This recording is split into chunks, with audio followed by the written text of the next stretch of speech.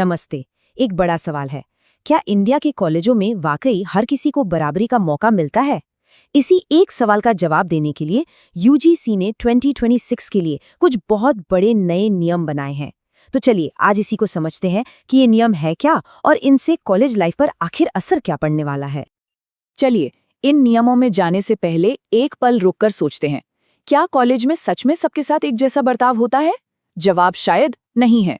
और सच कहूं तो यही कड़वी हकीकत है जिसके चलते ये नए नियम लाए गए हैं।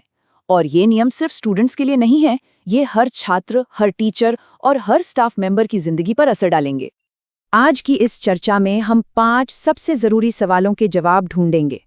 पहला, ये नियम आए ही क्यों? दूसरा, इनमें नया क्या है? तीसरा, कैंपस में मदद के लिए अब क्या सिस्टम होगा? चौथा, अगर कुछ गलत होता है तो उसकी शिकायत कैसे की जा सकती है?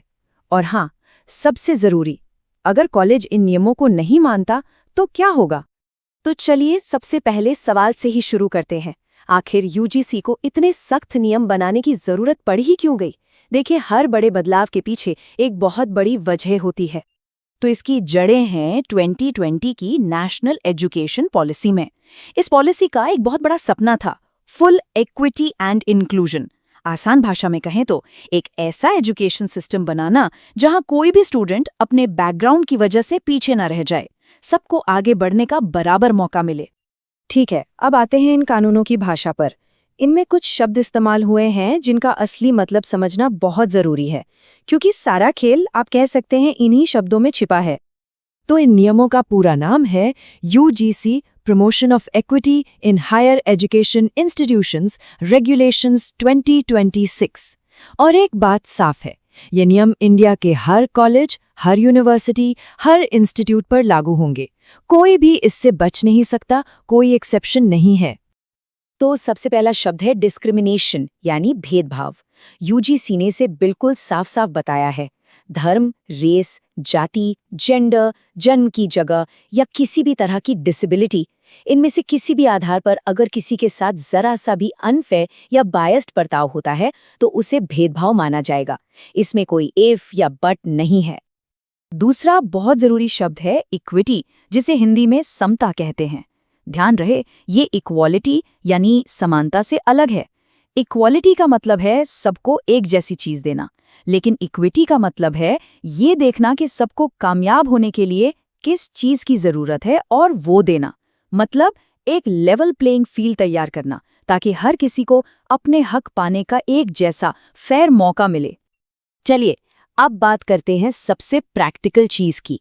इन नियमों को लागू करने के लिए हर कॉलेज में मदद और सुरक्षा के लिए अब क्या-क्या नए सिस्टम बनाए जाएंगे। तो देखिए, हर कैंपस में एक तरह का पूरा सुरक्षा कवच तैयार किया जा रहा है। इसमें एक इक्वल अपॉर्चुनिटी सेंटर होगा, शिकायतों की जांच के लिए एक इक्विटी कमेटी होगी, और तो और मदद के लिए इक्विटी स्क्वाड्स, इक्विटी एम्बेसडर्स और एक 24/7 हेल्पलाइन भी होगी। ये एक पूरा का पूरा इकोसिस्टम है जो स्टूडेंट्स और स्टाफ की सेफ्टी के लिए काम करेगा। और ये जो इक्विटी कमेटी बनेगी ना, इसकी बनावट बहुत इंटरेस्टिंग है। इसके चेयरपर्सन तो संस्था के हेड होंगे, लेकिन मेंबर्स में सीनियर फैकल्टी, स्टाफ और इतना ही नहीं, सिविल सोसाइटी से भी 2 लोग होंगे। और खास बात यह है कि 2 स्टूडेंट्स को भी इसमें शामिल किया जाएगा। इसका सीधा मतलब है कि फैसले बंद कमरों में नहीं होंगे, सबकी बात सुनी जाएगी। शायद सबसे बड़ा और सबसे जरूरी कदम है ये 24/7 इक्विटी हेल्पलाइन। मतलब दिन हो या रात, किसी भी वक्त अगर कोई परेशानी में है तो मदद सिर्फ एक कॉल दूर है। और सबसे अहम बात, अगर कोई अपनी पहचान नहीं बताना चाहता तो उसे गोपनीय रखा जाएगा, ताकि हर कोई बिना किसी डर के अपनी बात रख सके। तो सवाल ये उठता है कि अगर किसी के साथ भेदभाव होता है तो शिकायत करने का प्रोसेस क्या होगा? चलिए अब न्याय तक पहुंचने के इस पूरे रास्ते को स्टेप बाय स्टेप समझते हैं। ये प्रोसेस काफी सीधा और टाइम बाउंड रखा गया है। पहला स्टेप, इक्वल अपॉर्चुनिटी सेंटर या हेल्पलाइन पर घटना की रिपोर्ट करना। इसके 24 घंटे के अंदर अंदर इक्विटी कमेटी की मीटिंग होगी। फिर कमेटी को 15 वर्किंग डेज में अपनी रिपोर्ट देनी होगी, और रिपोर्ट मिलने के 7 वर्किंग डेज के अंदर इंस्टीट्यूट के हेड को एक्शन लेना होगा। अगर इसके बाद भी कोई फैसले से खुश नहीं है तो 30 दिन के अंदर अपील करने का भी ऑप्शन है।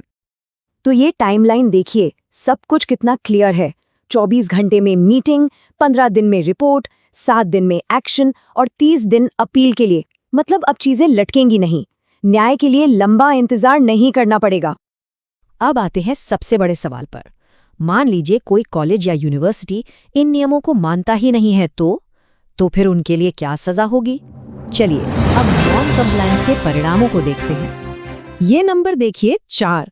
इस नंबर को याद रखिएगा, ये उन बड़ी सजाओं की गिनती है जो नियम ना मानने वाले इंस्टीट्यूशंस को मिल सकती हैं। और ऐसा लगता है कि इस बार यूजीसी मजाक के मूड में बिल्कुल नहीं है। और ये सजाएं कोई छोटी मोटी नहीं है, बहुत सीरियस हैं। पहला, उन्हें यूजीसी की सारी स्कीम से बाहर किया जा सकता है। दूसरा, उन्हें डिग्री प्रोग्राम्स चलाने से रोका जा सकता है। तीसरा, ऑनलाइन और डिस्टेंस लर्निंग प्रोग्राम्स पर भी रोक लग सकती है। और चौथा और शायद सबसे बड़ा, उन्हें यूजीसी की ऑफिशियल लिस्ट से ही हटाया जा सकता है। मतलब इंस्टीट्यूशंस के लिए दांव पर बहुत कुछ लगा है। तो इन नियमों का सार क्या है? सार ये है, जैसा कि रेगुलेशन में लिखा है, हर हायर एजुकेशन इंस्टीट्यूशन की ये ड्यूटी होगी कि वो भेदभाव को मिटाए और समता को बढ़ावा दे। ये अब कोई ऑप्शन नहीं है, ये एक कानूनी जिम्मेदारी है।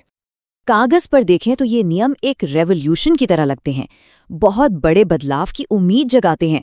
लेकिन असली सवाल ये है कि क्या ये नियम वाकई में भारतीय हायर एजुकेशन में सच्ची बराबरी ला पाएंगे या ये सिर्फ कागजों में ही सिमट कर रह जाएंगे?